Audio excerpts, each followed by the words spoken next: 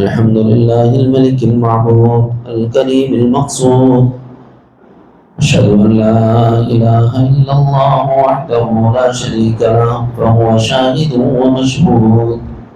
وأشهد أن سيدنا ونبينا ومولانا محمدا عبده ورسوله الذي في أوصافه حامد ومحمود، صلى الله عليه وعلى آله وأصحابه وبارك وسلم تسليما كثيرا إلى يوم الموعود. أما بعد فيا أيها الموجود، وقد قال الله تبارك وتعالى في كلامه المسعود: أعوذ بالله من الشيطان الرجيم، بسم الله الرحمن الرحيم. قد أفلح من زكاها وقد خاب من دساها.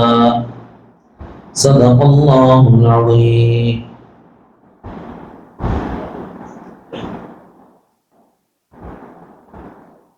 معزز دینی بھائیوں، ترتیب وار دروس چل رہے ہیں کتاب الکبائر، اور اس کا جاننا ضروری اس لیے ہے کہ انسان کو یہ معلوم ہو کہ وہ کون سی بات ہے جس سے اللہ ناراض ہوتا ہے، وہ کون سی بات ہے جس پر فرشتے ناراض ہوتے ہیں، وہ کون سی بات ہے جس پر نبی ناراض ہوتے ہیں، وہ کون سی بات ہے جس پر ایمان والے صالح مرد ناراض ہوتے ہیں، وہ کون سی بات ہے جس پر اللہ کی لعنت پڑتی ہے، وہ کون سی بات ہے جس پر نبی کی لعنت کا مستحق گردانا جاتا ہے، وہ کون سی بات ہے جس پر فرشتوں کی لعنت اور پھٹکار پڑتی، اور وہ کون سی بات ہے جس پر ایمان والوں کی لعنت کا مستحق قرار دیا جاتا ہے. یہ جاننا پڑے گا تاکہ اس عمل سے بچ کر اللہ کی رحمت کا مستحق ہو، نبی علیہ السلام کی شفاعت کا حقدار بنے، ایمان والوں کی دعاؤں کا حقدار بنے، فرشتوں سے رحمتوں کو لینے والا بنے. یہ جانے بغیر ہی ممکن ہے، اس لیے کہ ایک بات بتائی جا رہی ہے، چھوٹی چھوٹی باتیں ہیں لیکن یہ بظاہر ہمیں چھوٹی نظر آ رہی ہیں، لیکن اللہ اور اس کے رسول کے نزدیک اور دین و شریعت کے نزدیک ناپسندیدہ ہے، اور اس کی وجہ سے اللہ اور اس کے رسول ناراض ہو جاتے ہیں.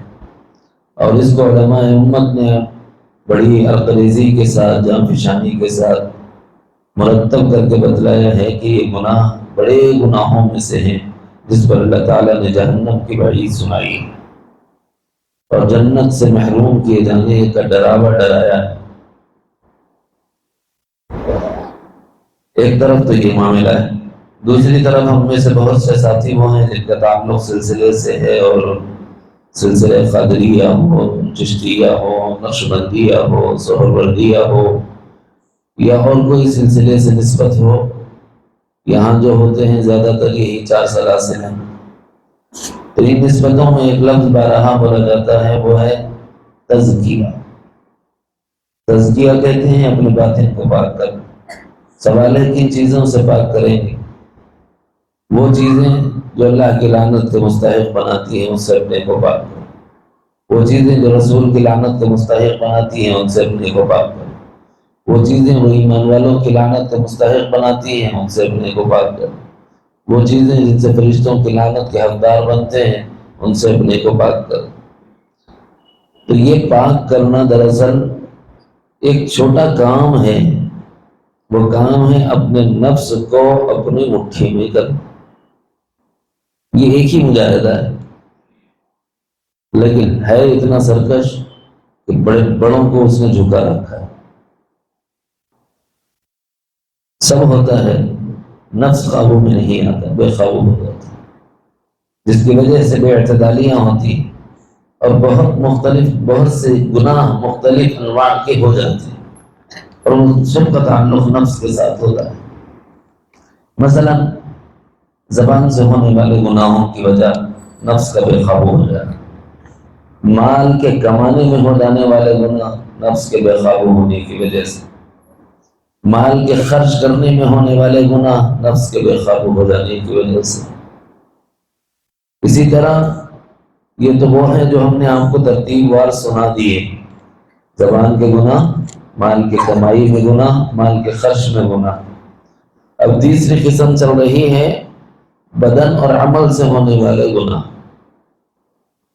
اور ان سب کے پیچھے نفس کار فرما ہے۔ تفصیل میں نہیں جاتا، اشارات دیتا ہوں۔ گزشتہ مجلس میں کن عناوین پہ بات کی تھی؟ ہر عنوان پر غور کریں، اس کے پیچھے نفس ہے۔ زنا کے قریب مت جاؤ، اور ضمنیات زنا کیا کیا ہیں وہ بتائے گزشتہ مجلس میں۔ میں صرف آج نام لے لیتا ہوں یاد رہنے کے لیے۔ قوم لوط والا عمل، اغلام بازی، یعنی جس راستے سے آدمی کو تسکین نہیں لینا چاہیے اس راستے میں آدمی تسکین سکون تلاش کرے۔ لونڈ بازی، یعنی یہ کہ بڑوں کا چھوٹوں کے ساتھ سکون حاصل کرنے کا راستہ اختیار کرنا جو کہ ناجائز ہے۔ اسی طرح اپنے ہی ہاتھ سے اپنے کو سکون پہنچانے کی کوشش۔ ایسے ہی نکاح متع، جس کو نکاح موقت بھی کہتے ہیں، وقتی طور پر عارضی نکاح کر لینا، یہ بھی ہمارے نزدیک جائز ہے۔ ایسے ہی محلل اور محلل لہ، یعنی حلالہ کرنا، اس کے لیے کسی کو پریپیئر اور تیار کرنا، یہ سب چیزیں کیا ہیں؟ یہ سب چیزیں نفس کے تقاضے کو پورا کرنے والی ہیں، اور اللہ فرماتے ہیں تم میں سے جو اپنے نفس کی اصلاح کر لیا وہ کامیاب ہو گیا۔ قرآن کہتا ہے قد افلح من زکاہا، جس نے اپنے نفس کی اصلاح کر لی وہ کامیاب ہو گیا۔ وقد خاب من دساہا، اور نقصان اٹھایا وہ جس نے اپنے نفس کو صحیح نہیں کیا۔ کتنی بڑی بات ہے۔ اچھا، اس کے بھی پھر ضمنیات ہیں، اس کے بھی کچھ اور ذیلی اجزاء ہیں، تفصیل میں تو نہیں جاتا، کوشش کرتا ہوں کہ ایک دو تین گناہ آج کی مجلس میں سنا دوں۔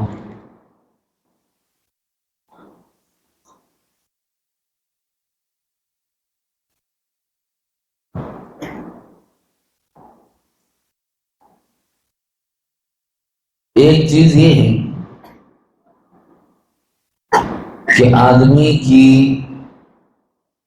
نگاہ بہکتی ہے تو بد نگاہی ہوتی ہے۔ اس سلسلے میں اللہ تعالیٰ نے اس سے پہلی والی مجلس میں نے عرض کیا تھا کہ زنا کے قریب بھی مت جاؤ، اس کے لیے اللہ نے نگاہوں پر پہرا لگایا، یہ بتایا تھا قل للمؤمنین یغضوا من ابصارہم، چونکہ وہاں بتا دیا تو یہاں تفصیل نہیں سناتا، لیکن اسی کے ضمن میں ایک بات آتی ہے، وہ یہ کہ بد نگاہی کے بعد یہ بد نگاہی وہ بد نگاہی ہے، نظر کی تین قسمیں ہیں، یہ سمجھ لیجیے آپ۔ ایک نظر تو وہ ہے کہ کسی آدمی نے کسی کی اچھی حالت کو دیکھ کر یہ کہا کیا حال ہے بھائی، اور اس پر اس نے ماشاءاللہ نہیں کہا، ماشاءاللہ نہیں کہا، تو اندیشہ ہے کہ اس کو نظر کا اثر ہوگا۔ اسی لیے جب کسی اچھی حالت میں کسی کو دیکھو تو ماشاءاللہ کا اتباع کرو، اس سے برا جو اثر ہے نظر کا وہ ضائع ہو جاتا ہے۔ یہ حدیث میں نبی علیہ السلام نے طریقہ بتلایا۔ ایک نظر وہ ہے جو فحش اور بے حیائی کے لیے اٹھتی، جس سے زنا کا ارتکاب کا امکان ہے۔ اس کے بارے میں اللہ قرآن میں فرماتا ہے قل للمؤمنین یغضوا من ابصارہم، ایمان والوں اپنی نگاہوں کو جھکائے رکھو۔ تیسری طرف نظر کی یہ تیسری قسم ہے کہ آدمی نگاہ اٹھاتا ہے عہدے کی طرف، مناسب کی طرف، جائیدادوں کی طرف، مجھے فلاں گھر مل جانا چاہیے، مجھے فلاں علاقے میں نوکری مل جانا چاہیے، مجھے فلاں کی سرداری مل جانا چاہیے۔ اس سلسلے میں آدمی حد سے تجاوز کر جاتا ہے، نظر جو گئی اشیاء کو دیکھ کر تب یہ عمل میں ایسا برا عمل کر بیٹھتا ہے جو عمل دیوسیت پر دلالت کرتا ہے، جو عمل دیوسیت پر دلالت کرتا ہے۔ مجھے معاف کریں لیکن یہ تلخ حقائق ہے معاشرے کے جو سنانا پڑے گا۔ مجھے امید ہے آپ میں سے کوئی ایسا نہیں ہوگا، لیکن یہ ایک گناہ والا عمل ہے، یہ جان لینا چاہیے۔ جاننے سے اس سے بچنا آسان ہو جاتا ہے۔ بعض لوگ وہ ہوتے ہیں کہ نوکری کے لیے اپنی گھر کی پاک باز خاتون کو بھیج دیتے، ایسا ہوتا ہے یا نہیں یہ تو آپ کو بھی پتا ہے۔ ایک آدمی کسی کمپنی میں برس ہاں برس سے محنت کر رہا، اس محنت کے نتیجے میں اسے تنخواہ تو مل رہی، لیکن اس کی نگاہ گئی اس سے بڑے عہدے پر کہ اس کی میرے اوپر جو عہدہ ہے، اس کرسی پر جو بیٹھا ہوا ہے، اگر اس کے رتبے پر میں آ جاؤں تو میری سیلری اتنی ہو جائے گی، مجھے یہ گاڑی کمپنی سے دی جائے گی، مجھے یہ سہولتیں اور بینیفٹس مجھے حاصل ہوں گے اس مقام پر میرے آ جانے کی وجہ سے۔ اگرچہ کمپنی خود اس کو نہیں فائز کرتی اس مقام پر، لیکن اس سے اوپر والے عہدے والوں کو رجھانے کے لیے، مانوس کرنے کے لیے کسی آدمی نے اپنی گھر والی کا استعمال کیا تو یہ دیوثیت ہے انتہائی۔ اس کی ایک ابتدا بھی ہے، نیچے آ رہا تھوڑا۔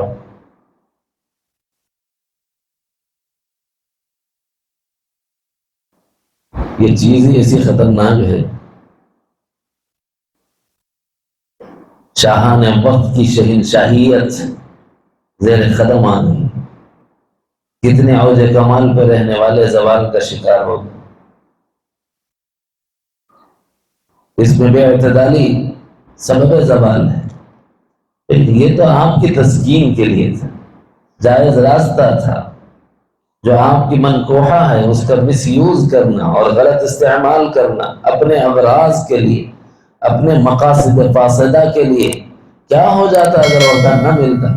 وہ جو تنخواہ ہے کیا تیری میری ضرورت کو پورا کرنے کے لیے کافی نہیں؟ اگر کافی ہے تو پھر کیا ضرورت ہے کہ اپنی نگاہ للچائی ہوئی اس طرف ڈالے اور پھر اس کے حصول اور کی آرزو اور تمنا میں وہ کام کر گزرے جو ایک انتہائی بے حیا آدمی کرتا ہے۔ اگر کسی آدمی نے اپنے گھر والوں کو ایسے کسی کام کے لیے مجبور کیا، اب وہ بیچاری یہ بولتی ہے نہیں کریے تو انہیں طلاق دے دیتا، کیا کرنا سب۔ بعض ایسے ہوتے ہیں مجبور کہ مجبوری میں در گزرنا پڑتا ہے، ان کے ہاں اعذار تو ہوں گے، آپ کے پاس کوئی عذر نہیں، کل قیامت کے میدان میں وہ ہمارا گریبان پکڑے۔ ماتحتوں کو مجبور کرنے والے اللہ کی گرفت سے دور نہیں۔ سید عالم جناب محمد الرسول اللہ صلی اللہ علیہ وسلم کی خدمت میں عرب کی وہ عورتیں آئیں جو کنیز کہلاتی تھیں، خادمائیں کہلاتی تھیں، باندیاں کہلاتی تھیں، آ کے یوں عرض کرنے لگی یا رسول اللہ صلی اللہ علیہ وسلم، اللہ نے مہربانی فرمائی، اسلام کی توفیق عطا فرمائی، شرف اسلام سے ہم مشرف ہوئے ہیں، ہم پاکیزہ رہنا چاہتی ہیں، لیکن کیا کریں کہ ہمارے مرد ہمیں گناہ پر مجبور کرتے ہیں، اور اگر ہم ان کی اس خواہش کو پورا نہ کریں تو ہم پر ظلم کرتے ہیں۔ تو پیارے آقا مدنی کریم صلی اللہ علیہ وسلم نے ان پر لعنت فرمائی، لعنت ہو تم پر، اپنے پیٹ کے لیے، اپنی آرزو اور تمنا کے، اپنے مقصد فاسدہ کے لیے تم عورتوں کا غلط استعمال کرتے، اتنا ناپسند فرمایا ہے جناب رسول اللہ صلی اللہ علیہ وسلم۔ اور اس کے بعد وہ آیات تخفیف بھی اتری جس میں غلاموں اور باندیوں کی سزا کم ہے، وجہ وہ مجبور کی جاتی ہے۔ اور اگر کوئی عورت مجبور کی جائے اپنے آقا کی جانب سے اور وہ باندی ہو اور اس سے کوئی گناہ سرزد ہو جائے، شریعت مطہرہ میں اس کے عذاب میں اس کے پاک کرنے کے معاملے میں تخفیف رکھی گئی۔ جیسے میں نے عرض کیا تھا کہ ایک زانی کو کیا ہے، اگر شادی شدہ ہے تو رجم کیا جاتا ہے، اور اگر غیر شادی شدہ ہے تو 100 کوڑے مارے جاتے ہیں، لیکن اگر وہ مجبور کیا ہوا یا غلام ہو یا مجبور کی ہوئی باندھی ہو، تو پھر ایسی صورت میں آزاد آدمی کو جو سزا دی جاتی ہے اس کی آدھی سزا غلام اور باندھی کو دی جاتی ہے، بشرطے کہ وہ مجبور کی گئی، بشرطے کہ وہ مجبور کیا گیا۔ باقی آزاد کے معاملے میں رعایت نہیں۔ اور ناپسند یہاں سے فرمایا ہے پیارے آقا مدنی کریم صلی اللہ علیہ وسلم، یہ تو جاہل لوگوں کا دستور تھا، یہ بہت بڑا گناہ ہے، اتنا بڑا گناہ ہے کہ اس سے اللہ کا عرش کام جاتا ہے، ظلم ہے۔ اس نفس نے تقاضا کیا، نگاہ بہ کی، نفس نے تقاضا کیا مجھے یہ عہدہ چاہیے، عہدے کی طلب نے اسے حد سے باہر نکال دی، وہ بے قابو ہو کر ہر وہ کام کر گزرنے کو آمادہ اور تیار ہو گیا جو حدود شریعت کو پامال کرنے والا ہے۔ یعنی اپنی بیوی کو دوسرے کے ساتھ مائل کرتا ہے یا دوسرے کی طرف رغبت دلاتا ہے کہ تم جاؤ اسے خوش کرو تاکہ مجھے وہ عہدے اور مناصب حاصل ہو جائیں، وہ مفادات مجھے حاصل ہو جائیں، وہ مالیات اور مادیات مجھے حاصل ہو جائیں جو مجھ تک نہیں پہنچ رہی۔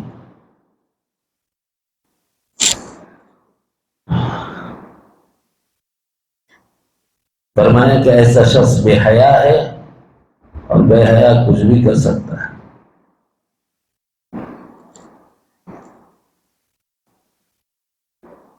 اس سے تھوڑا نیچے کے درجے میں کچھ لوگ ہیں، اپنی خام خیالی میں وہ یہ سمجھ رہے ہوتے ہیں کہ صاحب ہم ماڈرن زمانے کے ماڈرن لوگ ہیں،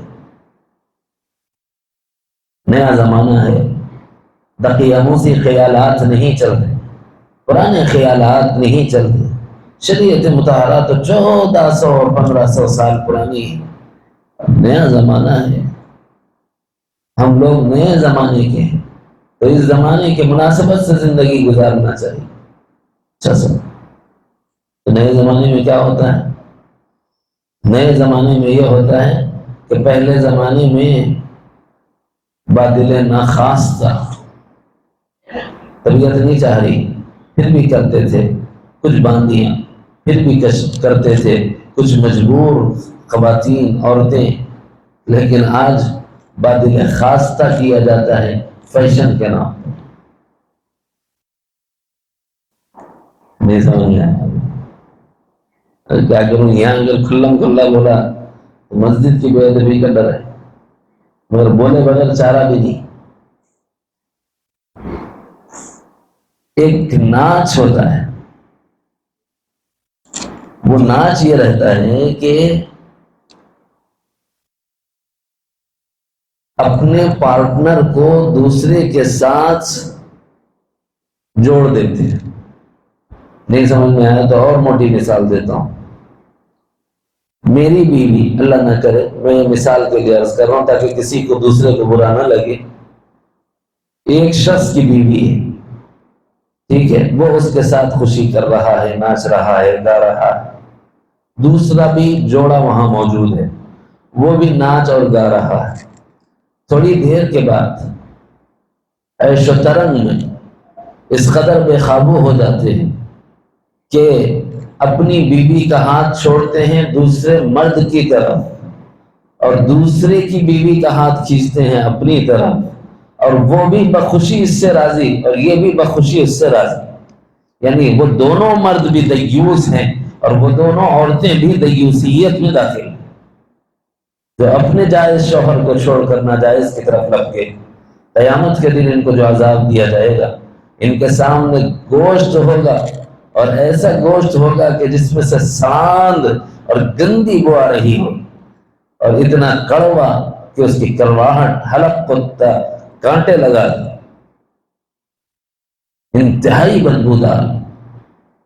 اور آپ نے سنا ہوگا معراج کے موقع پر، اگر نہیں سنا ہے تو عالم برزخ کی جب سیر پیارے آقا مدنی کریم صلی اللہ علیہ وسلم کو کرائی گئی، ان میں جن عوالم کی سیر ہوئی اس میں سے چند عذابات کی سیر کرائی گئی، اس میں سے ایک یہ ہے کہ ایک عورتوں کے طبقے کو اور مردوں کے طبقے کو نبی علیہ السلام نے دیکھا کہ ان کے سامنے گوشت کی دونوں صورتیں رکھی ہوئی ہیں، ایک پاکیزہ صاف ستھرا شفاف خوشبودار گوشت ہے، لیکن دوسری جانب میں بدبودار انتہائی سڑا ہوا اور گلا ہوا گندے قسم کا گوشت پڑا ہوا ہے، اور یہ مرد اور یہ عورتیں اس گوشت کی طرف لپک رہی ہیں، پاکیزہ گوشت کو چھوڑ کر جو انتہائی ناپاک ہے، صحیح و سالم گوشت کو چھوڑ کر جو انتہائی خراب اور پراگندہ حالت میں پڑا ہوا ہے، خوشبودار گوشت کو چھوڑ کر جو انتہائی بدبودار گوشت پڑا ہوا ہے اس کی طرف لپکتے ہیں۔ حدیث شریف میں ہے نبی علیہ السلام نے جبرائیل سے پوچھا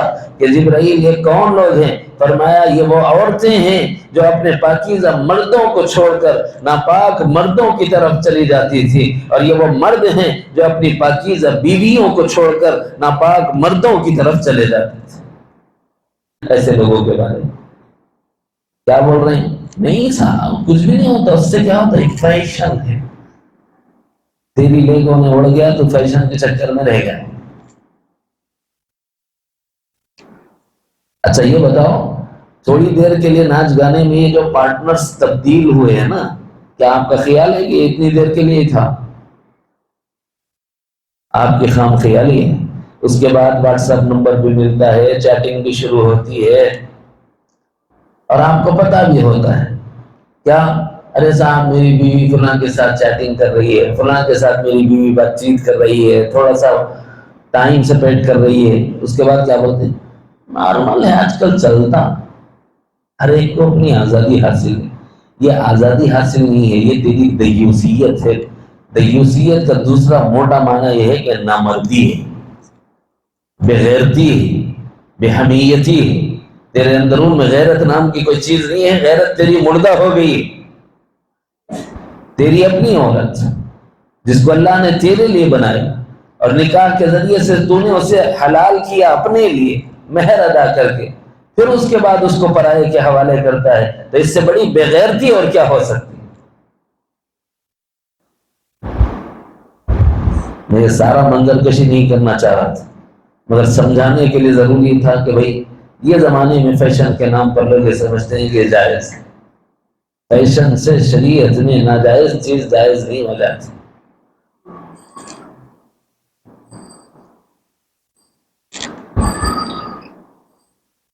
یہ ایک درمیانی درجہ تھا۔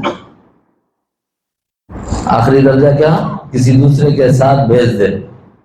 درمیانی درجہ کیا؟ شفٹنگ کر۔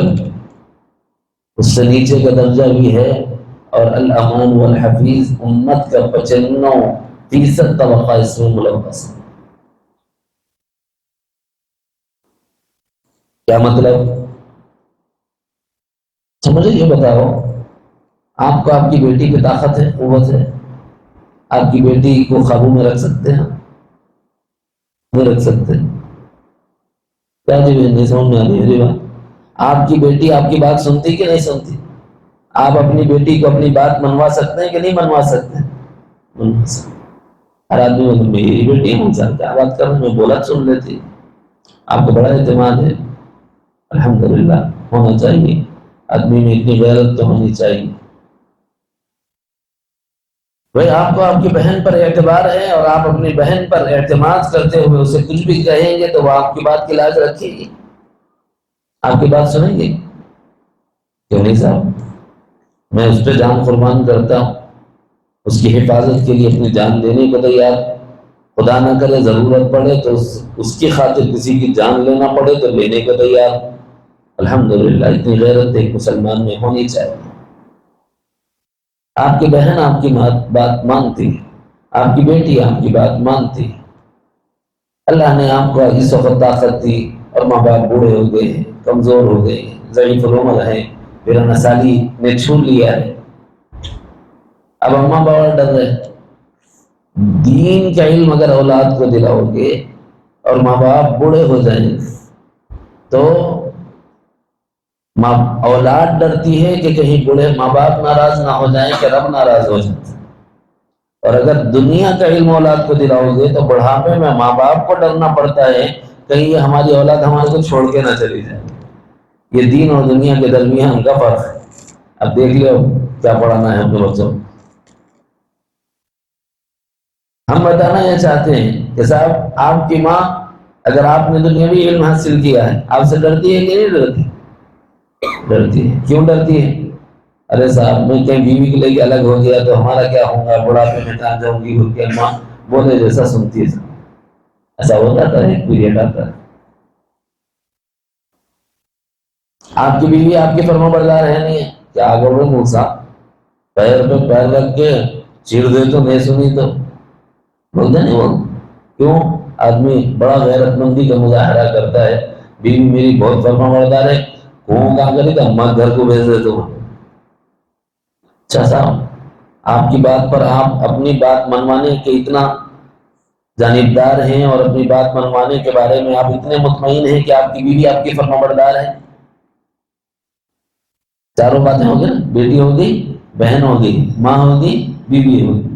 اب ایک سوال کا جواب دینا، اگر یہ عورتیں جو آپ کے ماتحت ہیں اور آپ کو اطمینان ہے کہ آپ کی بات کی لاج رکھیں گے اور آپ کی بات کا احترام کریں گے، کیا کبھی آپ نے اپنی گھر کی ان عورتوں کو پردہ کرنے کا حکم دیا؟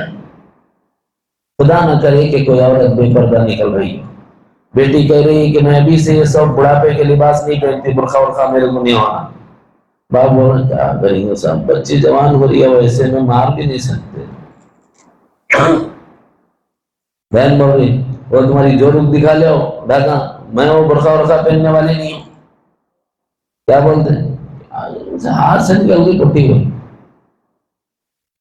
بیوی بولا تو اما گھر کو لے چھوڑ، تیری سننے والی نہیں ہوں، میرے کو جیسا اچھا دکھ رہا میں وہ لباس میں رہتی. بیوی بولتی اما کیا بولتی، یہ عمر میں کیا پردہ کروں گی رے بیٹا،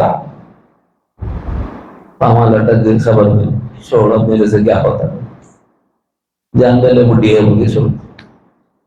مگر سوال یہ ہے کہ کیا ہم نے اپنی ان ماتحت عورتوں کو پردے کی تلقین کی ہے کہ نہیں کی ہے؟ اور اگر نہیں کی ہے تو شریعت مطہرہ میں یہ بھی بے غیرت مرد ہے اور یہ بھی دیوس ہے. اور آپ کو جان لینا چاہیے کہ دیوس وہ ہے جس کے بارے میں پیارے آقا مدنی کریم صلی اللہ علیہ وسلم نے یہ ارشاد فرمایا ہے کہ یہ جنت میں نہیں جا سکتا. وہ مرد جو اپنی عورت کو بے حیائی کے لیے نہ روکے، وہ مرد جس کو پتہ ہو کہ اس کی عورت کھلم کھلا فحاشی میں مبتلا ہے اور وہ اس کو نہ روکے نہ ٹوکے، اور وہ مرد جو اپنی عورتوں کو باپردہ نہ رکھ سکے، یہ سب کے سب دیوس ہیں.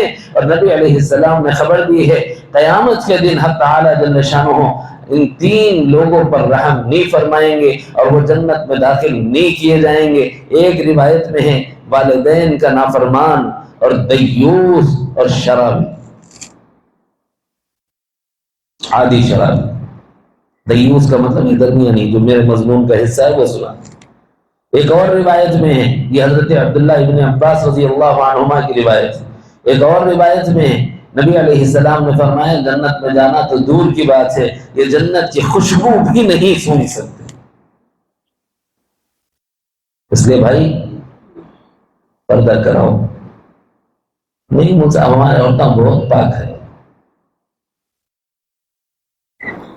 مجھے یہ بتاؤ کہ جس کی پاکیزگی کی قرآن گواہی دے وہ زیادہ پاک ہے کہ ہمارے گھر والے زیادہ پاک ہیں؟ جس گھرانے کے بارے میں اللہ رب العزت نے قرآن مجید میں فرمایا ہے وَيُطَهِّرَكُمْ تَطْهِيرًا وَاذْكُرْنَ مَا يُتْلَى فِي بُيُوتِكُنَّ مِنْ آيَاتِ اللَّهِ وَالْحِكْمَةِ. یہ گھرانہ پاکیزہ ہے کہ ہمارا گھرانہ پاکیزہ ہے؟ وہ گھرانہ جو گھرانہ نبوت ہے، اس سے پاک کوئی گھرانہ صبح قیامت تک آ نہیں سکتا. وہ عورتیں جن سے پاکیزہ کوئی عورتیں نہیں کہ گھرانے نبوت میں داخل کی گئی، ازواج مطہرات کی صورت میں امہات المؤمنین کے لقب سے ملقب کر دی. ایسی پاکیزہ نفوس وہ جن کی پاکیزگی کی قسم قرآن میں خدا کھائے اور یوں اس کی پاکیزگی بیان کرے سبحانک ھذا بہتان عظیم. وہ گھرانہ پاک، ہمارا گھرانہ نہیں. اس گھرانے کی پاکیزہ نفوس ہے. حضرت ام سلمہ رضی اللہ عنہا ام المؤمنین ہے، حضرت حفصہ رضی اللہ عنہا ام المؤمنین ہے. یہ بیٹھے ہیں جناب نبی رحمت صلی اللہ علیہ وسلم کی خدمت میں. اتنے میں باہر سے حضرت عبداللہ ابن ام مکتوم رضی اللہ عنہ صحابی رسول تشریف لائے، اور آپ کو خبر ہے عبداللہ ابن ام مکتوم آنکھ کے نابینا تھے، یعنی اندھے جن کو ہم کہتے ہیں جن کو آنکھوں سے نظر نہیں آتی، ان کو نابینا کہتے ہیں۔ تو حضور نے کیا ارشاد فرمایا؟ ایسا کرو تم لوگ اندر چلی جاؤ۔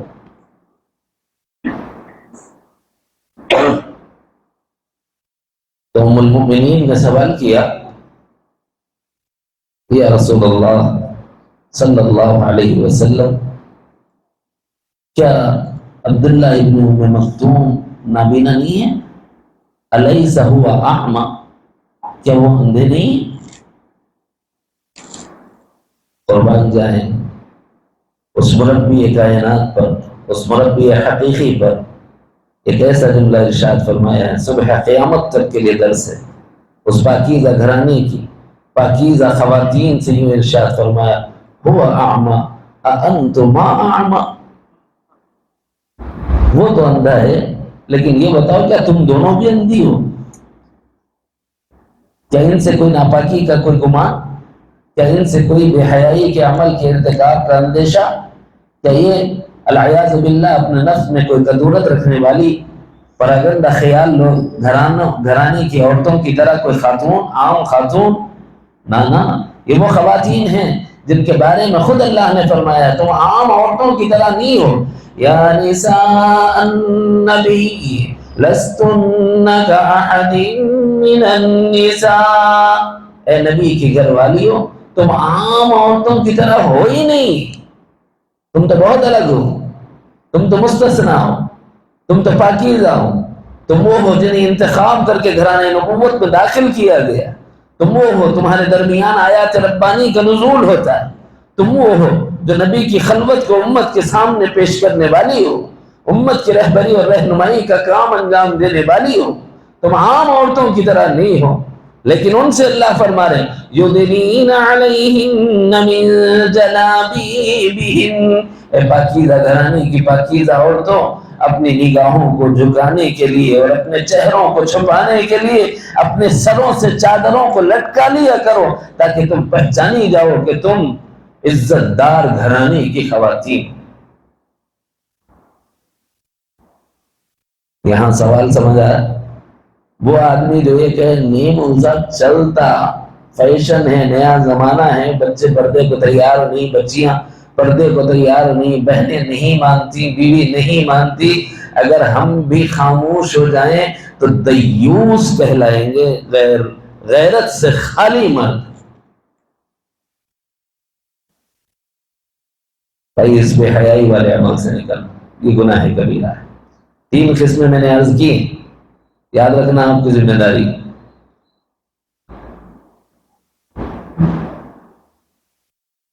اور بڑی عجیب بات ہے، اسی سے اتصال نہیں کیا اور چیز ہے،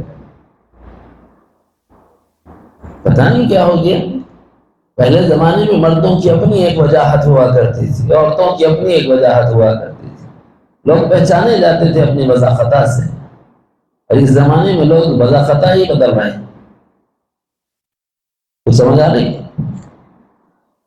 لوگ اپنی حیت بدل رہے کہ نہیں بدل رہے؟ اللہ معاف کرے، کل ہی ایک واٹس ایپ پر ویڈیو دیکھ رہا تھا، ایک خاتون احرام پہن کر مطاف میں طواف کر رہی،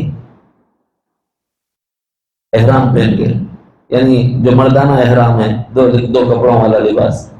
بعد میں پتہ چلا وہ خاتون نہیں ہے، اس نے اپنے لپسٹک ایسا بھر لیا اور اس نے ایسے بال چھوڑ لیے کہ وہ چہرے سے عورت نظر آتا ہے تو مرد ہوا۔ میں جھوٹ تو نہیں بول رہا بھائی، ابھی بھی موجود ہے، آن لائن چیک کر سکتے ہیں، کل کی بات ہے، اتفاقاً یاد آ گئی تو میں نے عرض کر دی۔ وضع خطا بدلی کہ نہیں بدلی؟ اب لوگ نیچے کمنٹس کر رہے ہیں بھئی ہمیں اپنی وضع خطا درست رکھنی چاہیے، ایسا نہیں کرنا چاہیے، مطاف کا احترام کرنا چاہیے، لاک مار کے ہگال دینا چاہیے۔ ایسا یہ ہمدردی کی باتیں نہیں ہوتی، شریعت مطہرہ کا جو مذاق اڑا ہے اس کے ساتھ کوئی ہمدردی نہیں ہوا کرتی۔ وَلَا تَأْخُذُكُمْ بِهِمَا رَأْفَةٌ فِي دِينِ اللَّهِ، جب شریعت مطہرہ کے تحفظ کا مسئلہ ہو پھر لوگوں کے ساتھ ان کی رعایتیں نہیں کی جاتی. یہ ایک ضمنی بات آ گئی درمیان. لیکن وضاحتہ کے اعتبار سے ہماری وضاحتہ کا حال کیا ہے؟ وضاح میں تم ہو نصارہ تو تمدن میں حنوت، تم وہ مسلمان ہو کہ جنہیں دیکھ کے شرمائے یہود. وضاح میں تم ہو نصارہ تو تمدن میں حنوت، تم وہ مسلمان ہو کہ جسے دیکھ کر شرمائے یہود. شہر مشرق میں اپنے زمانے میں کہا. یعنی ہماری وضاحتہ، حلیہ، لبادہ وہ ہے جو نصارہ کو پسند ہے. کیا پہنتے ہو؟ دل پر ہاتھ رکھنا، میرے ایک سوال کا جواب دے. بتاؤ تمہیں محمد مصطفیٰ سے محبت ہے یا نہیں ہے؟ صرف اتنا ہی کہنا. اگر محمد مصطفیٰ سے محبت ہے تو ان کے بال کے جیسے میرے بال کیوں نہیں کبھی اپنا جائزہ لیا ہے؟ ان کی داڑھی جیسی میری داڑھی کیوں نہیں کبھی اپنا جائزہ لیا ہے؟ ان کے لباس جیسا میرا لباس کیوں نہیں کبھی اپنا جائزہ لیا ہے؟ ان کی مونچھیں کیسی تھی میری مونچھیں ویسی کیوں نہیں کبھی اپنا جائزہ لیا ہے؟ اور اگر نہیں لیا ہے تو اس کا مطلب یہ ہے کہ ہمیں زبان سے تو دعویٰ ہے کہ ہم محمد مصطفیٰ سے محبت کرتے ہیں، حقیقی محبت نہیں ہے. کیوں؟ جس سے حقیقی محبت ہوتی ہے اس کا طریقہ اختیار کرنے میں رغبت ہوتی ہے. نہیں سمجھ میں آیا تو معاشرے کے نوجوانوں کو دیکھو، جس ہیرو سے ان کو محبت ہو جاتی ہے تو اس کا اٹھنا بیٹھنا ان کی زندگی کا حصہ ہو جاتا ہے. ان کا لباس ان کا لباس ہو جاتا ہے، ان کا چلنا پھرنا ان کا چلنا پھرنا ہو جاتا ہے. یہاں تک کہ انہوں نے بالوں کی کٹنگ کیسی کرائی ہے، اپنے بالوں کی کٹنگ بھی یہ ویسی ہی کرا لیتے ہیں. اور اس نے اگر لباس پھاڑ لیا ہے تو یہ بھی لباس پھاڑ لیتے. کیوں؟ مجھے اس ایکٹر سے محبت ہے. اللہ نے تو جس سے محبت کرنے کے لیے ہمیں کہا ہے، جس کو پورے زمانے کے لیے آئیڈیل اور نمونہ بنایا ہے، کہ ہم نے اس کو اپنے لیے آئیڈیل اور نمونہ بنا کر اس کی وضاحتہ کو اختیار کیا ہے؟ نہیں، ہم نصارہ کی وضاحتہ اختیار کرتے ہیں لباس کے معاملے میں. اور اخلاق کے معاملے میں جتنے ہندوؤں کے معاملے ہیں، غیر مسلموں کے معاملے ہیں اور غیر مسلموں کے خلق کہلاتے ہیں، وہ ساری بری رسمیں امت مسلمہ میں پائی جاتی ہیں. اس لیے کہنے والے نے اپنے زمانے میں درست کہا ہے، وضع میں تم ہو نصارہ تو تمدن میں حنون. یہودیت تو یہ چاہتی تھی کہ اسلام کا نام لیوا کوئی نہ رہے. وہ اپنے دل میں بغض و عناد رکھتی تھی جناب محمد الرسول اللہ صلی اللہ علیہ وسلم سے. اس لیے کہ محمد مصطفیٰ کے پاس جبرائیل کیوں چلے گئے جبکہ محمد تو بنو اسماعیل سے ہیں، بنو اسحاق سے نہیں ہیں. ان کے دل میں عناد تھا. وہ یہ چاہتے تھے کہ نہ محمد کامیاب ہو نہ محمد کے ماننے والے کامیاب ہو. لیکن ہم نے آج ان کو اپنا ایسا آئیڈیل اور نمونہ بنایا ہوا ہے کہ ان سے بھی سبقت لے گئے ہیں، آگے نکل گئے ہیں. تو اتنا بتاتے ہم اتنا کرتے. ہر وہ کام جو شریعت کے خلاف، ہر وہ کام جو نبی کے طریقے کے خلاف، ہماری زندگیوں میں انہوں نے تھوڑا کر دیا، باقی ہم نمٹ لے رہے. انہوں نے صرف پہیا چلا دیا اور چھوڑ دیا، باقی ہم خود ہی چل رہے ہیں. شروعات انہوں نے کر دی، انٹرنیٹ کی ایجاد انہوں نے کر دی، بے حیائی کے سارے مناظر وہ ہم دیکھ رہے ہیں. اور آپ کو پتہ ہے ان کے یہاں انٹرنیٹ کا یوز کرنا، استعمال کرنا بہت بڑا جرم ہے. ان کے بچے استعمال نہیں کرتے، ان کی عورتیں استعمال نہیں کرتی، اور انہوں نے آپ کو صرف چسکا لگا کے دے دیا، باقی ہم آگے بڑھا دیں. اتنا آگے بڑھایا ہوا ہے حد ہی نہیں. اتنا آگے بڑھایا کہ وہ خود شرما رہے ہوں گے، اے ہم تو اتنا نہیں سوچتے تھے، اتنا آگے نکل گئے. اسی لیے کہنے والے نے کہا ہے، وضع میں تم ہو نصارہ تو تمدن میں حنود، تم وہ مسلمان ہو جسے دیکھ کے شرمائے یہود.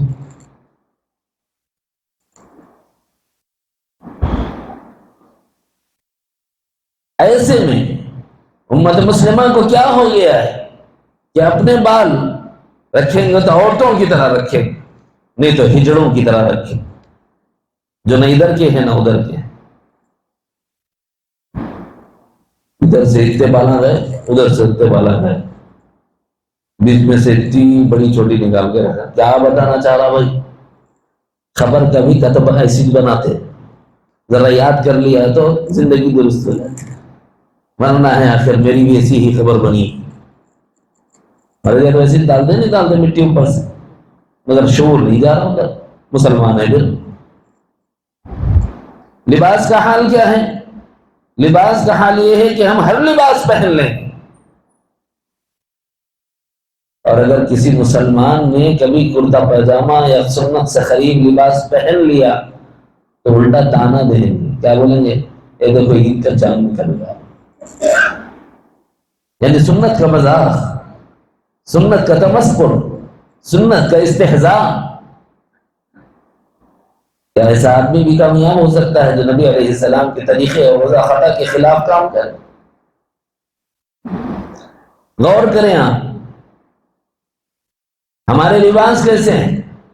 ہمارے مرد عورتوں کے لباس سے وطن کرتے ہیں، اور ہماری عورتیں مردوں کے لباس سے وطن کرتی نہیں۔ کیوں؟ اس لیے کہ بچپن سے ہم نے اپنے بچوں کو پہناوا ہی ایسا پہنایا ہے،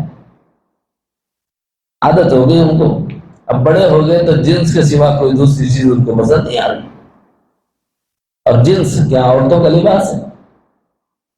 یہ تو مردوں کے لیے بھی پسندیدہ نہیں۔ ایک ایسا راز بتاؤں، آپ پہننا چھوڑ دیں گے، آپ کو پتا ہونا چاہیے جنس ایک ایسا لباس ہے جس سے انسان کی مردانگی ختم ہو جاتی ہے، دو وجہ سے۔ نمبر ایک، وہ اتنا ٹائٹ ہوتا ہے کہ دوران خون آدمی کا وہ رک جاتا ہے، جس کی وجہ سے اللہ تعالیٰ نے جو اس کو فطرت کی خواہش رکھی ہے وہ مردہ ہو جاتی ہے، اور جب وہ یہاں پر تیز کپڑے کی چبھن یہاں چبھتی ہے، ذکر کرتے ہوئے ایک طریقہ یہ بھی ہے کہ رگے کیماز کو پکڑ کر کے ذکر کرنا ہوتا ہے، جو شہوت کو ابھارنے والی ہوتی وہ یہاں ہوتی۔ آپ کو اندازہ ہے جب پائنٹ کا تیز کپڑا اس پر سے چلتے ہوئے بار بار گھسا جاتا ہے تو اس کی وجہ سے انسان کے دوران خون میں بھی فرق آ جاتا ہے، اور دھیرے دھیرے یہ آدمی ایسے مرض کا شکار ہو جاتا ہے کہ اس کے کمر میں درد شروع ہو جاتا ہے، یعنی اس کی قوت زائل ہونا شروع ہو جاتی ہے۔ انہوں نے کیوں شروع کیا؟ انہوں نے اس لیے شروع کیا تاکہ امت مسلمہ کے پاپولیشن کو کم کیا جائے، اور ہم لوگ اندھا دھن پہلے چلے جا رہے ہیں۔ حالانکہ ہمارے نبی نے ہمیں کیا فرمایا؟ ما اسفل من الکعبین من الازار فی النار، تم اپنے کپڑوں کو نیچے نہ لٹکاؤ۔ بتایا کہ نہیں بتایا؟ کوئی حکمت تھی تب بتایا، کیا حکمت تھی ہوگی؟ کہ لوگوں میں چاہتا ہوں کہ قیامت کے دن تمہاری کثرت پر فخر کر سکوں۔ محمد کی یہ خواہش پوری نہ ہو، انہوں نے تو اپنے تجربہ گاہوں میں تجربات کیے اور کچھ چیزیں ہمیں دے دی، اور ہم اتنے آگے نکل گئے کہ بس پوچھو نا۔ دھوکہ ہے، فریب ہے یہ ہمارے ساتھ، ہماری نسلوں کو مٹانے کی سازش ہے، ہماری جوانیوں کو برباد کرنے کی سازش ہے۔ کاش کہ ہم سمجھتے نہیں، وہ صاحب لباس میں ان کی کیا سازش ہے، تمہیں نہیں پتا ہے وہ کیا کیا سازشیں کرتے ہیں۔ سمجھ لو، نمبر ایک، مرد عورتوں کا لباس نہ پہنے۔ نبی علیہ السلام نے خبر دی ہے کہ وہ مرد جو عورتوں کی وضع خطا اختیار کرے اور وہ عورت جو مردوں کی وضع اختیار کرے یہ جنت میں نہیں داخل ہوں۔ قرآن مجید یہ کہتا ہے وَلَا تَتَمَنَّوْا مَا فَضَّلَ اللَّهُ بِهِ بَعْضَكُمْ عَلَى بَعْضٍ، تم میں سے اللہ نے بعضوں کو بعض خصوصیات کا حامل بنا کر فوقیت عطا فرمائی ہے، اس معاملے میں تم لوگ اس چیز کی تمنا مت کرو جو اللہ نے تمہیں دیا نہیں۔ وَلَا تَتَمَنَّوْا مَا فَضَّلَ اللَّهُ بِهِ، جو کہ اللہ نے فضل فرمایا کسی پر، بعضکم علی بعض، فوقیت دی بعض امور میں بعض کو بعض پر۔ تو عورت کو اللہ نے عورت بنایا، حکمت خداوندی، لیکن اس کی تمنا یہ ہے کہ کاش میں مرد ہوتی۔ کیسے پتا چلا؟ وہ لباس پہنتی ہے تو مردوں کا پہنتی ہے، کیا مطلب ہے؟ خود کو مرد ثابت کرنا چاہ رہی۔ باپ بن کے بھی بتاتے ذرا، کہیں ممکن ہے؟ تمہاری یہ جو آرزو ہے وہ تو پوری ہوگی نہیں، البتہ اس کی تمنا میں تم وہ کام کرو گے جو ناپسندیدہ ہے شریعت مطہرہ کے حدود کو پامال کرنے والا ہے۔ اللہ نے بعضوں کو مرد بنایا لیکن لگتے ایسے ہیں جیسے عورت۔ ایک ناچنے والا تھا، پتہ نہیں مجھے نام بھی یاد نہیں ہے اس کا، لیکن اس کو دیکھتے ایسا لگتا تھا کہ جیسے کوئی عورت ناچے۔ تصویریں آپ نے دیکھی ہوں گی، مجھے نام نہیں پتا ہے اس کو۔ مرد ہے عورت نظر آتا ہے، عورت ہے مرد نظر آتی، کیوں؟ انہوں نے لباس اپنا عورتوں کے جیسا بنا لیا، حالانکہ ہے مرد۔ حضرت عاقل علیہ الرحمہ بڑی ظریف الطبع تھے، بعض چیزیں ایسی ہوتی ہیں کہ سمجھانے کے لیے وہ ظرافت کا استعمال فرماتے تھے، لیکن بڑی حکمت ہوتی تھی ان باتوں میں۔ اللہ غریق رحمت فرمائے۔ دکن کی سرزمین پر اہل سنت کا شعر تھا۔ ایک مرتبہ ظرافت طبعی کے ساتھ کچھ مردوں کو غیرت دلانے کے لیے حضرت عاقل علیہ الرحمہ نے فرمایا تھا۔ تو ایک مرتبہ راستے سے گزر رہے تھے، رکشوں کا زمانہ تھا وہ، تو رکشہ گزر رہا تھا، تو حضرت عاقل علیہ الرحمہ رکشے میں بیٹھے ہوئے تھے اور چند عورتیں چبوترے پہ بیٹھی ہوئی تھی۔ تو عاقل صاحب جیسے ادھر سے گزرے تو وہ فوری اندر بھاگ گئی۔ تو دوسری سہیلیوں نے ان عورتوں سے پوچھا، ارے صبح سے دوپہر ہو گئی، اب تک اتنے مردوانے گزرے یہاں سے، لیکن تم لوگ وہیں بیٹھے ہوئے تھے، کھچڑیاں پکا لیتے، اب کیا ہوا اتنی جلدی اندر بھاگ گئے؟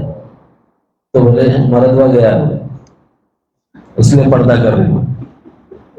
کیا مطلب؟ اب تک جتنے گئے وہ پورے وضاحتہ میں ہمارے جیسے تھے، اب گیس والے کا نہیں ذرا مردانہ وضاحتہ نظر آئی تو پردے کو آئی گے۔ مطلب سمجھ رہے ہیں؟ سنت نبوی سے اپنے چہروں کو آراستہ کرو، یہ مردانہ وضاحتہ ہے، اور اگر اس سے خالی ہو جاؤ تو یہ زنانہ وضاحتہ ہے۔ اور پیارے حبیب نے فرمایا کہ اگر تم عورتوں کی وضع اختیار کرو گے جنت کی خوشبو نہیں سونگ سکتے۔ اور ہم سنت کا مذاق اڑاتے ہیں۔ ظرافت میں حقائق بیان کرنا اس آدمی کا ملکہ تھا۔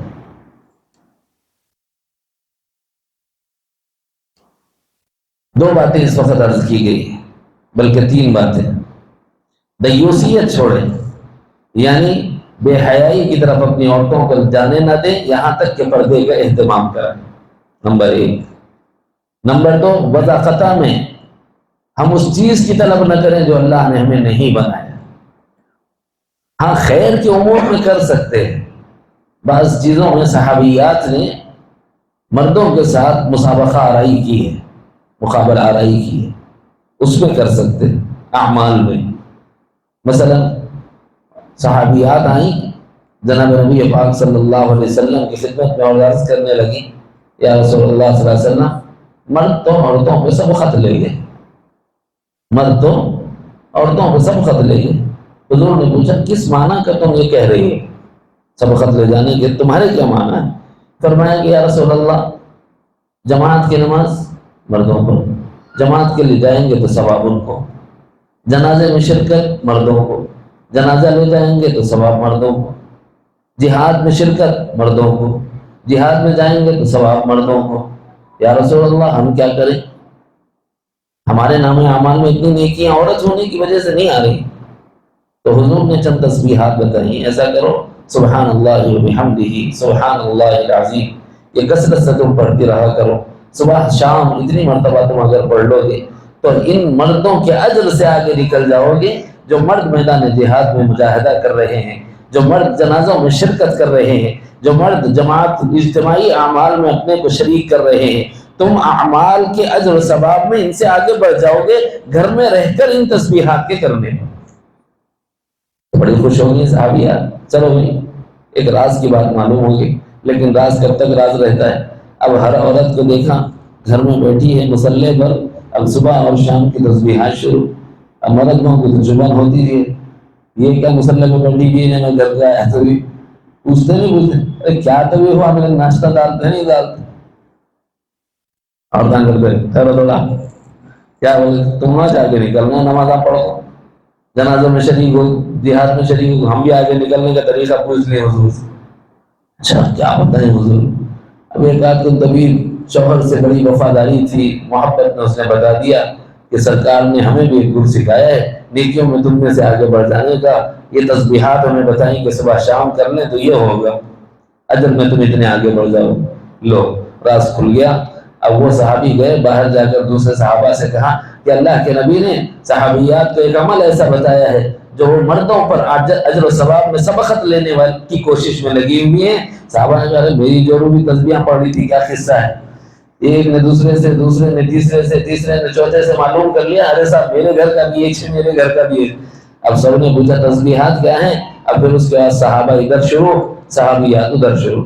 اب صحابیات کو بڑا غصہ آیا، جہاد بھی یہ کریں، جماعت میں بھی یہ جائیں، جنازوں میں بھی یہ جائیں، وہ تو ثواب لے ہی رہے تھے، اب تو ان لوگوں نے ہم سے راز بھی اگلوا لیا اور پھر یہ تسبیحات میں بلک کر ہم سے آگے بڑھ رہے ہیں، اب کیا کرنا؟ اب جا کے حضور سے پوچھیں گے یا رسول اللہ کیا کرنا؟ ہمارے ملک نے تو یہ شروع کر دیا۔ حضور نے فرمایا ذالک فضل اللہ یؤتیہ من یشاء، اب اللہ جس کو چاہے نواز دے، اس میں تو کچھ نہیں کر سکتے۔ وَلَا تَتَمَنَّوْا مَا فَضَّلَ اللَّهُ بِهِ بَعْضَكُمْ عَلَى بَعْضٍ، جب تم کو جو مل گیا وہ لے لو، بس اب اس میں زیادہ حرص مت کرو، اب اللہ کی مہربانی پہ چھوڑ دو، وہ عنایت ربانی کر دے، عنایت ربانی ہو جائے تو تمہارا کچھ بن جائے، جو چیز نہیں ہو سکتی اس کو چھوڑ دو۔ اب تم مرد تو نہیں بن سکتے نا، تو یہاں ہم بتانا یہ چاہتے ہیں کہ عورت مرد کبھی نہیں ہو سکتی اور مرد عورت کبھی نہیں ہو سکتا، تو پھر وجہ خطا کیوں اپنانا چاہیے؟ اپنے بال نبی کے جیسے کیوں نہیں، اوروں کے جیسے کیوں؟ اپنا لباس نبی کے جیسا کیوں نہیں، اوروں کے جیسا کیوں؟ کہ ہم کو اپنے نبی سے اتنی بھی محبت نہیں رہی کہ ان کا لباس ہمارا ہو جائے، ان کی وجہ خطا ہماری ہو جائے۔ بھائی یہ دوسری چیز بتائی ہے کہ اپنی وجہ خطا کو جو اللہ نے ہمیں بنایا ہے وہ بنے رہنے کی فکر کرو، دوسرا بننے کی کوشش میں تیسرے ہو جاتے، نہ ادھر کے رہتے نہ ادھر کے رہتے۔ سمجھ لیں؟ مرد بنایا ہے، عورت بننے کی کوشش کریں گے تو عورت تو بنیں گے نہیں، مخنث بن جائیں، اور اگر اللہ نے عورت بنایا ہے مرد بننے کی فکر کریں گے تو مخنث ہو جائیں گے، مرد تو بنیں گے کبھی نہیں، درمیانی ہو جائیں گے۔ پخن سا مشکلہ، پھر ہر چیز میں مشکل۔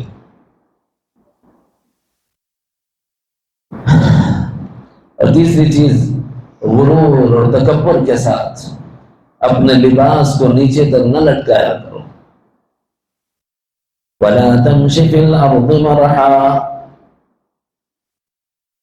زمین پر اکڑ کر نہ چلو۔ إِنَّكَ لَن تَخْرِقَ الْأَرْضَ وَلَن تَبْلُغَ الْجِبَالَ طُولًا، نہ تم زمین کو پھاڑ سکتے ہو اپنے اکڑ کی وجہ سے، زمین پر بھٹکنے کی وجہ سے، اپنے استکبار و غرور کی وجہ سے، اور نہ تم پہاڑوں سے بلند و بالا ہو سکتے۔ ایک تو یہ تعبیر ہے کہ بعض لوگ اپنے لباس کو نیچے تک تکبر کی وجہ سے لٹکاتے ہیں، ایسا نہیں کرنا چاہیے۔ جو لباس سنت ہے اس کو سنت سمجھ کر آدمی اپنا لباس نصف پنڈلی تک رکھے تو یہ پسندیدہ ہے، اور اگر ٹخنے سے اوپر بھی رکھ لے تو اس کی گنجائش۔ اس سے نیچے چلے جانے کے بعد اگر ہمارا گمان ہے کہ کیا ہوتا خالی کپڑوں کا مسئلہ ہے، شریعت کپڑوں میں تھوڑی یہ چلتی ہے، جلدی بھائی ریشم پہن لو گے جنت میں نہیں پہن سکو، عورت کا لباس ہے مرد نہیں پہن سکتا۔ ٹخنوں کے نیچے پہن لو گے عورت کے لیے ہے، مرد کے لیے نہیں، عورت کے لیے پردہ ہے، مرد کے لیے نہیں، مرد کے لیے نصف پنڈلی تک سنت۔ اور اگر نیچے لٹکا لیے تو کپڑے چھینا کیا ہوتا؟ میری بات بازو رکھو، اس کی بات بتاتا ہوں جس کی بات میں جان ہے اور اسی پر ہمارا ایمان ہے۔ نبی علیہ الصلوۃ والسلام نے فرمایا ما اسفل من الكعبین من الازار فی النار، ٹخنوں سے نیچے لباس کا جو حصہ ہے وہ جہنم میں جا کر رہے۔ جانا چاہتے ہو جہنم؟ اتنے کے واسطے جہنم کو کیوں پسند کر رہی؟ اتنے چھے ذرہ اتنا اوپر کر لیے تو جنت ہے، نیچے کر لیے تو جہنم۔ نبی کی بات پر اعتبار نہیں، اس کی بات پر اعتماد نہیں، تو پھر کس پر اعتبار اور اعتماد کرو؟ تو اس وقت تین باتیں عرض کی گئی، دیوسیت نہ ہو، اس کی تین قسمیں عرض کی گئی۔ وضع خطا میں مرد عورتوں کی وضع خطا نہ اپنائیں، نہ لباس میں، نہ بالوں میں، نہ زیورات میں۔ مرد بھی کان میں بالیاں پہننے لگ گئی، عورتیں بھی مردوں کے زیورات پہننے لگ گئی۔ یہ بھی نہیں ہونا چاہیے، وہ بھی نہیں ہونا چاہیے. اور کپڑے کو ٹخنے سے نیچے نہیں لٹکانا چاہیے، بالخصوص اگر اس میں تکبر کا شائبہ آ گیا تب تو اشد ترین حرام ہو جائے. اور اگر تکبر نہ بھی ہو تب بھی نبی علیہ السلام کے قول کے خلاف ہونے کی وجہ سے گناہ کبیرہ، اس لیے وہ بچنے کی کوشش کری. اللہ تعالیٰ مجھے اور آپ کو علم نافع، فہم سلیم اور عمل صالح کی توفیق عطا فرمائے. کلمات